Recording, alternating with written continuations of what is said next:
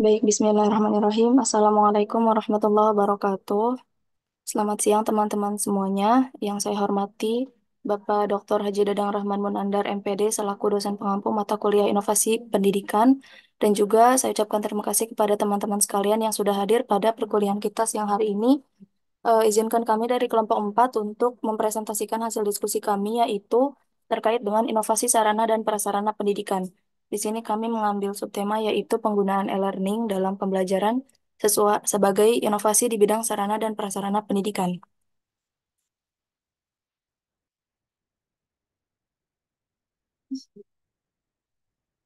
Untuk selanjutnya, anggota kelompok 4 yaitu yang pertama ada saya sendiri, yaitu Arazkan Naila dan juga rekan saya Rohmah.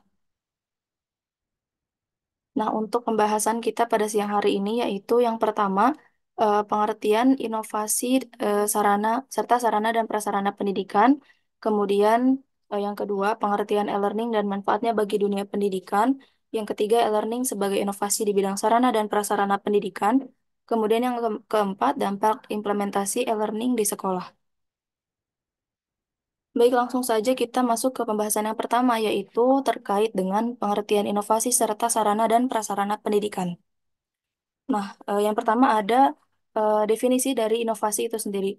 Nah, inovasi itu merupakan proses di mana ide atau konsep baru diimplementasikan untuk menciptakan nilai yang signifikan, baik dalam bentuk produk, layanan, atau proses bisnis.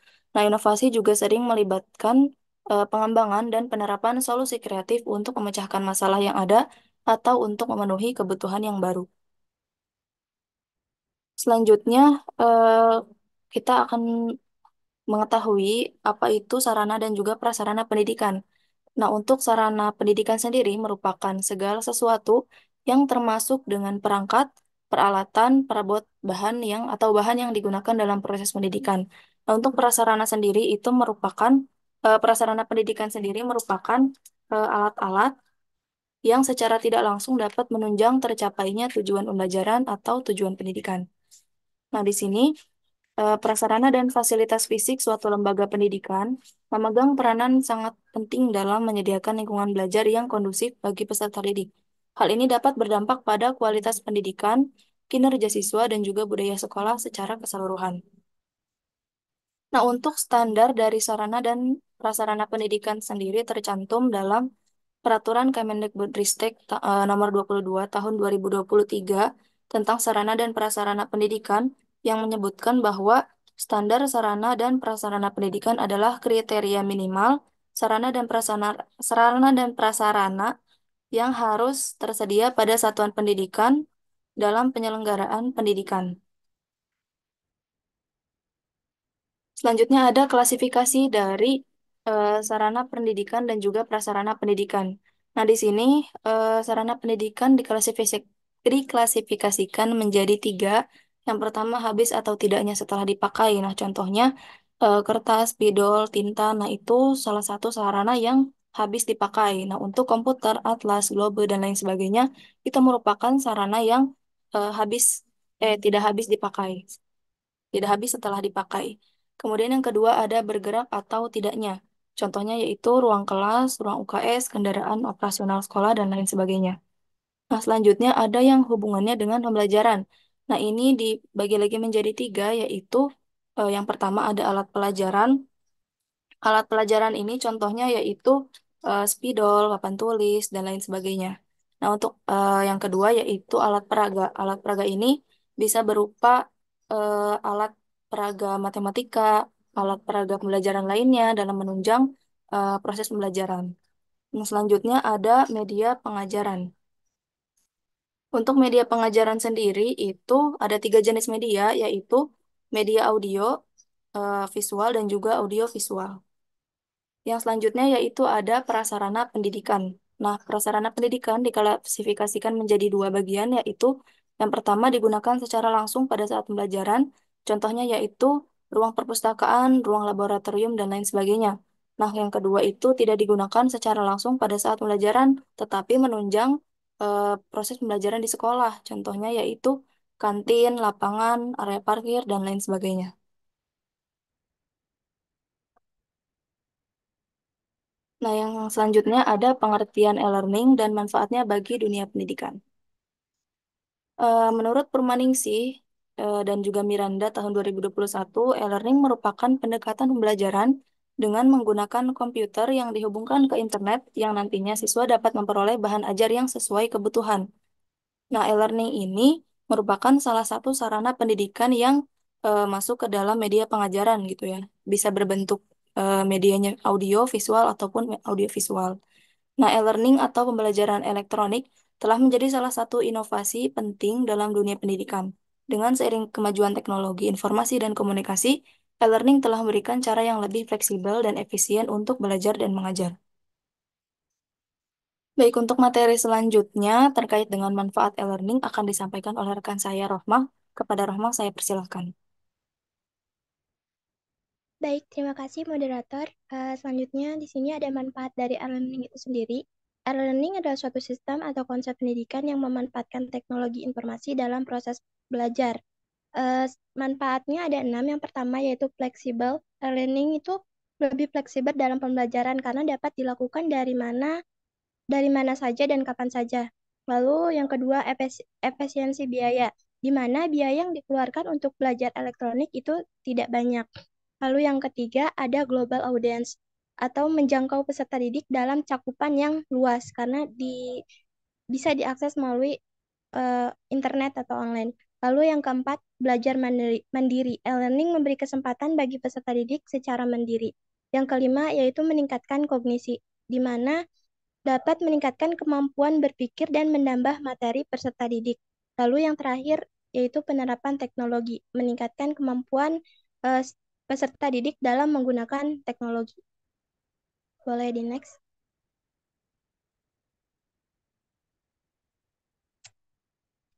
Masuk ke pembahasan yang ketiga mengenai pengembangan e-learning sebagai inovasi sarana dan prasarana pendidikan. Menurut Silahuddin tahun 2015, kecenderungan untuk mengembangkan e-learning sebagai salah satu alternatif pembelajaran di berbagai lembaga pendidikan dan pelatihan semakin meningkat sejalan dengan perkembangan di bidang teknologi komunikasi dan informasi. Hal ini sejalan dengan prinsip-prinsip dari e-learning itu sendiri. Yang pertama yaitu relevance atau relevansi dalam e-learning mengacu pada konten yang berhubungan langsung dengan maksud dan tujuan pembelajaran. Penting bagi pelajar untuk melihat penerapan praktis dan apa saja yang mereka pelajari agar tetap terlibat dan tetap termotivasi. Lalu yang kedua, sustainable atau berkelanjutan. Practical learning berkelanjutan berfokus pada penciptaan kursus dan materi yang dapat dipertahankan sepanjang waktu tanpa sumber daya yang berlebihan. Hal ini termasuk menggunakan sumber daya pendidikan terbuka, merancang kursus dengan mempertimbangkan jangka panjang dan mempertimbangkan dampak lingkungan. Lalu yang ketiga itu up to date atau selalu terkini. Nah, menjaga konten e-learning tetap mutakhir sangat penting untuk memastikan bahwa pelajar menerima informasi yang akurat dan mengikuti tren industri terkini. Pembaruan rutin juga membantu menjaga keterlibatan dan minat pelajar. Lalu yang keempat, manageable atau mudah diatur. E-learning harus dirancang sedemikian rupa sehingga dapat dikelola baik oleh instruktur maupun pembelajar. Hal ini mencakup navigasi yang jelas, konten terorganisir dengan baik, dan distribusi beban kerja yang tepat untuk mencegah eh, kewalahan. Lalu yang kelima yaitu productivity atau produktivitas dalam e-learning melibatkan pemaksimalan efisiensi proses pembelajaran untuk mencapai hasil yang optimal dalam hal perolehan pengetahuan, teknologi yang efektif, aktivitas interaktif, dan mekanisme umpan balik. Lalu yang terakhir ya ada efisiensi. Efisiensi dalam e-learning berfokus pada pencapaian tujuan pembelajaran secara tepat waktu dengan sumber daya yang minimal. Prinsip ini menekankan pada penyederhanaan proses, mengurangi langkah-langkah yang tidak perlu, dan memanfaatkan teknologi untuk meningkatkan pengalaman belajar. Prinsip-prinsip ini secara kolektif berkontribusi dalam menciptakan lingkungan e-learning yang sukses, menarik, efektif, dan berkelanjutan, baik bagi pelajar maupun infrastruktur. Boleh di next. Lalu selanjutnya ada langkah pengembangan e-learning. Yang pertama, eh, kita harus menganalisis kebutuhan, di mana melakukan analisis kebutuhan yaitu mengidentifikasi tujuan pembelajaran, target audiens, serta materi yang akan disampaikan. Analisis kebutuhan ini sangat penting untuk menentukan arah dan fokus pengembangan dari e-learning itu sendiri. Lalu yang kedua itu menetapkan tujuan pembelajaran. Setelah melakukan analisis kebutuhan, langkah selanjutnya itu menetapkan tujuan pembelajaran yang jelas dan terukur. Tujuannya yaitu untuk menjadi panduan dalam proses pengembangan konten dan evaluasi hasil pembelajaran. Lalu yang ketiga, pengembangan konten. Pengembangan konten merupakan langkah penting dalam menciptakan pengalaman belajar yang menarik dan berkualitas bagi peserta didik. Konten e-learning harus disusun secara sistematis dan terstruktur agar dapat disampaikan dengan baik kepada peserta didik. Lalu yang keempat, pemilihan platform. Setelah konten e-learning selesai dikembangkan, langkah berikutnya adalah memilih platform atau sistem manajemen pembelajaran atau yang disingkat LMS yang sesuai untuk menyampaikan materi pembelajaran tersebut. Nah, pemilihan platform ini harus mempertimbangkan kebutuhan teknis, fitur-fitur yang tersedia, serta kemudahan penggunaan bagi peserta didik. Lalu yang kelima, implementasi dan pengujian. Setelah pemilihan platform, learning dapat diimplementasikan dan diuji untuk memastikan bahwa semua fitur berjalan dengan baik dan sesuai dengan tujuan pembelajaran yang telah ditetapkan sebelumnya. Lalu yang keenam, monitoring dan evaluasi. Proses monitoring dan evaluasi dilakukan secara berkala untuk mengukur efektivitas dari e-learning yang telah dikembangkan. Lalu yang terakhir yaitu perbaikan berkelanjutan. Berdasarkan hasil pemantauan dan evaluasi, perbaikan berkelanjutan dapat dilakukan untuk meningkatkan kualitas dan efektivitas e-learning. Boleh di next. Pembahasan yang keempat atau yang terakhir yaitu dampak implementasi dari e-learning di sekolah.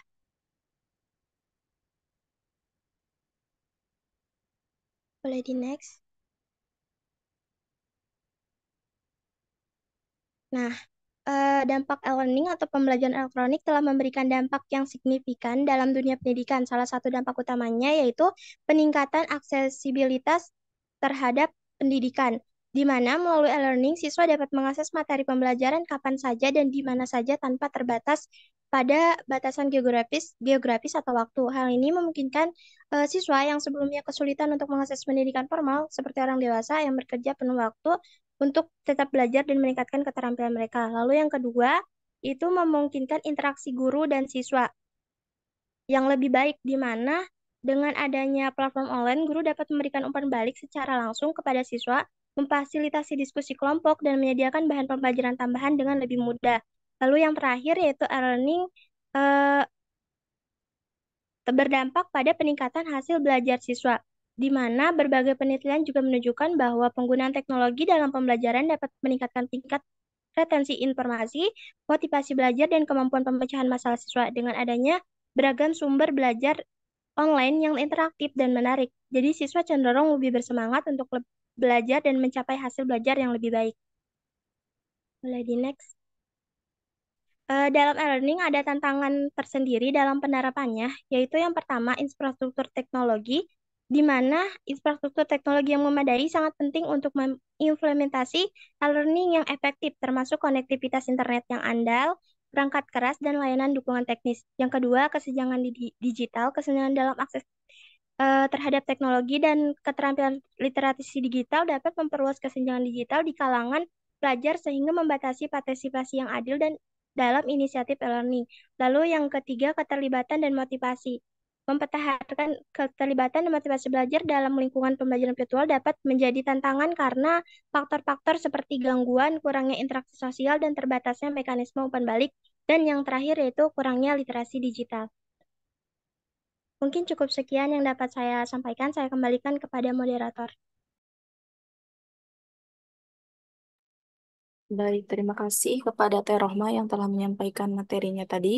Mungkin selanjutnya kita buka sesi diskusi atau tanya jawab kepada teman-teman yang ingin bertanya. Silahkan untuk mengangkat tangan dengan raise hand dan sebutkan nama dan juga NPM-nya dan asal kelompok. Terima kasih, silahkan.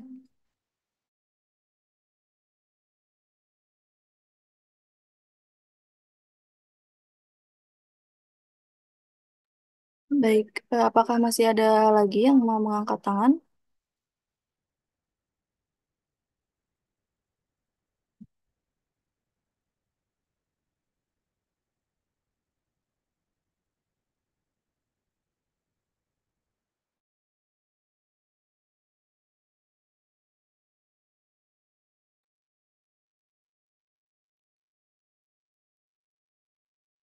Baik, mungkin langsung saja ke penanya pertama, yaitu kepada Teh Nova. Kepada Teh Nova dipersilahkan. Ya, izin masuk, izin bertanya. Saya Novan Wertama Putri dari kelompok 10 dengan NPM 211063105014. Untuk pertanyaannya, bagaimana cara untuk mengatasi tantangan dalam penerapan e-learning di sekolah? Terima kasih. Baik, terima kasih kembali Teh Nova. Selanjutnya ada Teh Syifa Restiani. Kepadanya dipersilahkan. Baik, saya Siva Resiani dari perwakilan dari kelompok 9. Izin bertanya, apakah e-learning mampu mengubah siswa dari pasif menjadi aktif? Terima kasih. Ya, terima kasih kembali kepada Teh Syifa. Selanjutnya ada Teh Hilda. Kepada Teh Hilda dipersilahkan. Baik, perkenalkan nama saya Hilda Fidelia dengan NPM 21106310500015 perwakilan dari kelompok 2. Izin bertanya, menurut kelompok 4 sendiri, apakah e-learning dapat menggantikan kehadiran pengajar di kelas? Terima kasih. Ya, terima kasih kembali. Kemudian ada Teh Intan Wahyuni. Kepadanya dipersilahkan. Baik, nama saya Intan Wahyuni Juliana dengan NPM 211063105566. Saya dari kelompok 13. Izin bertanya, apa yang diharapkan dengan adanya program e-learning? Terima kasih. Baik, terima kasih kembali. Kemudian ada Teh Feni Apriliani. Kepadanya dipersilahkan. Baik, moderator izin sebelumnya perkenalkan nama saya Pena Pilani dengan NPM 21106310500061. Pertanyaannya apa saja sarana dan prasarana yang wajib ada di sekolah? Itu saja, terima kasih. Terima kasih kembali. Selanjutnya ada Teh Aisyah Nur Amin. Kepadanya dipersilahkan. Baik, moderator, terima kasih. Saya Aisyah Nur Amin dari kelompok 6 dengan NPM 21106310500003. Izin bertanya kepada kelompok 4, bagaimana memastikan bahwa e-learning ini tidak hanya menambah beban kerja guru, tetapi juga memperkaya pengalaman belajar siswa. Mungkin itu saja, terima kasih. Baik, terima kasih kembali. Kemudian ada Muhammad Rafli. Kepadanya dipersilahkan. Ya, perkenalkan nama saya Muhammad Rafli Satria Ramadan. Izin bertanya, apa yang menjadi alasan penting diadakannya e-learning di setiap sekolah, terutama di Indonesia? Terima kasih. Baik, terima kasih. Selanjutnya ada Desi Lewati. Kepada Teh Desi dipersilahkan. Baik, terima kasih kepada moderator. Saya Desi Melawati dari kelompok 12 izin bertanya, bagaimana learning dapat meningkatkan aksesibilitas pendidikan bagi mereka yang berada di daerah terpencil atau kurang terlayani oleh infrastruktur tradisional? Terima kasih. Baik, terima kasih. Selanjutnya ada Teh Nazira Yasmin. Kepadanya dipersilahkan. Baik, terima kasih kepada moderator. Sebelumnya izin memperkenalkan diri, nama saya Nazira Yasmin dengan NPM 21106310500089. Pertanyaannya, untuk kelompok 4 ini, bagaimana cara menerapkan literasi digital agar bisa menyeluruh dan apa yang harus dilakukan? Terima kasih. Baik, terima kasih. Untuk selanjutnya yaitu ada Teh Stevi. Kepada Teh Stevi dipersilahkan. Baik, terima kasih kepada moderator. Sebelumnya saya Stevi Nilam dari perwakilan kelompok 7.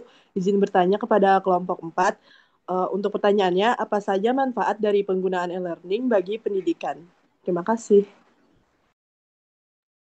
Baik, terima kasih kembali. Kemudian ada Teh Zahra Niswati. Kepadanya dipersilahkan. Baik, terima kasih banyak kepada moderator. Saya Zahra Nuswati, perwakilan dari kelompok 3 dengan NPM 2110631050109. Izin bertanya, apakah ada dampak negatif dari implementasi e-learning di sekolah? Jika ada, jelaskan dampak tersebut. Terima kasih. Baik, terima kasih kepada Teh Zahro. Dan selanjutnya ada Teh Silva Ardita. Kepadanya dipersilahkan. Baik, terima kasih. Saya Silva Ardita, perwakilan dari kelompok 5. Izin bertanya, dalam penggunaan e-learning dalam pembelajaran ini sebagai inovasi di bidang sarana dan prasarana pendidikan, adakah hal yang harus dipersiapkan? Jika ada, apa saja? Terima kasih. Baik, terima kasih kepada Teh Silva. Selanjutnya ada Teh Rizka. Teh Rizka, apakah akan mengajukan pertanyaan? Dipersilahkan.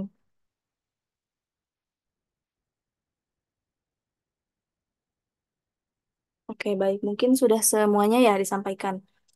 Mungkin kami dari kelompok 4 izin mendiskusikan terlebih dahulu untuk pertanyaan-pertanyaan dari teman-teman. Nah, mungkin pertanyaan sebelumnya dari kelompok 3 boleh dijawab terlebih dahulu. Terima kasih.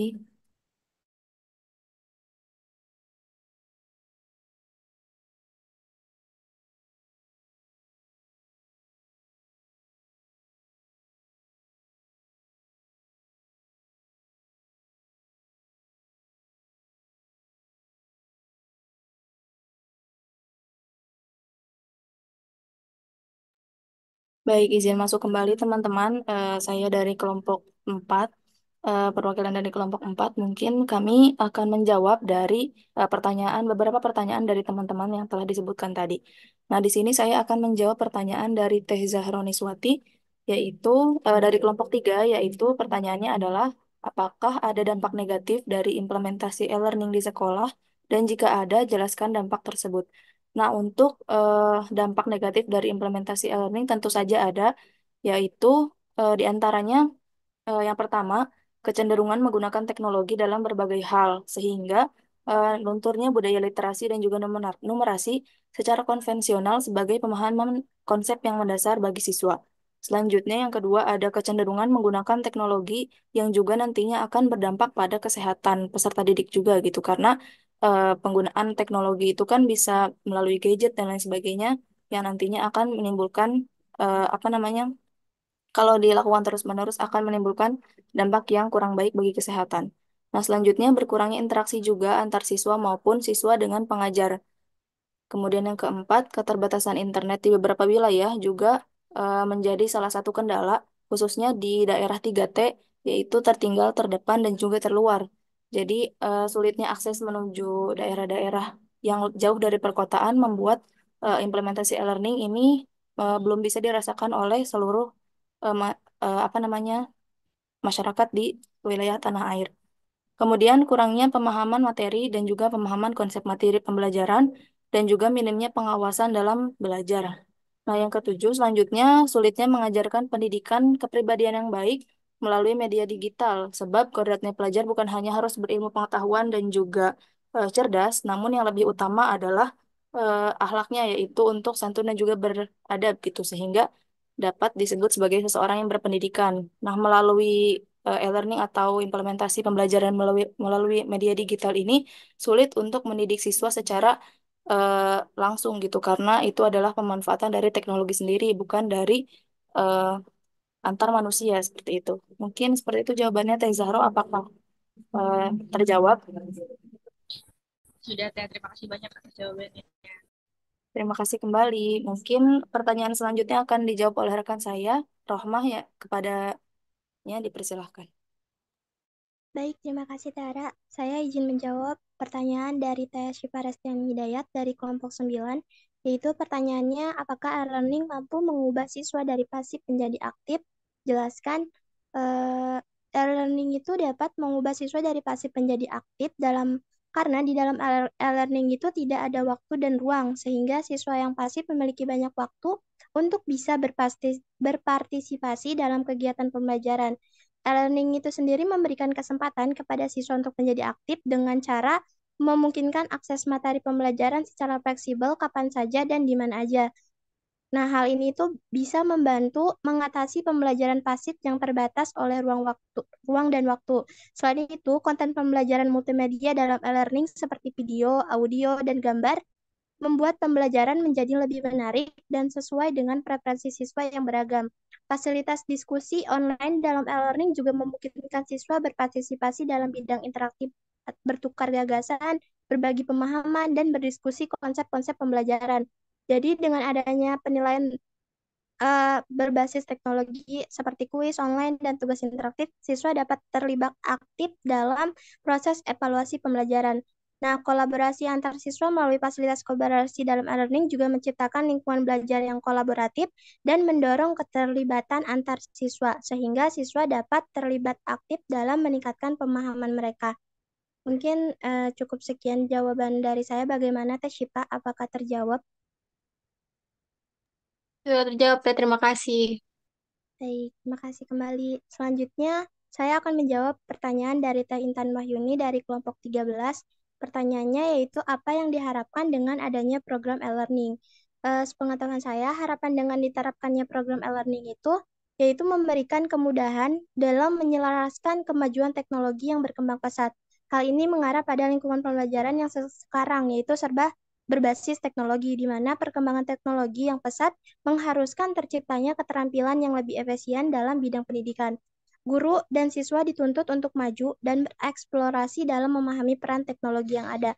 Nah, dengan semakin pesatnya perkembangan teknologi, ini yang menjadi landasan bagi terbentuknya model e-learning dalam dunia pendidikan. E-learning ini diharapkan sangat efektif untuk pembelajaran siswa setiap saat, di mana guru dan siswa dapat berkomunikasi selama sesi pembelajaran melalui platform seperti Gmail, WhatsApp, Telegram, atau media pendidikan lainnya seperti Google Classroom. Jadi, guru dapat membantu siswa dalam menyampaikan materi secara efektif kapan saja dan di mana aja. Mungkin cukup sekian jawaban yang saya sampaikan. Bagaimana Teh Intan? Apakah sudah terjawab? Ya, terima kasih. Baik, terima kasih kembali. Saya kembalikan kepada Teh Ara.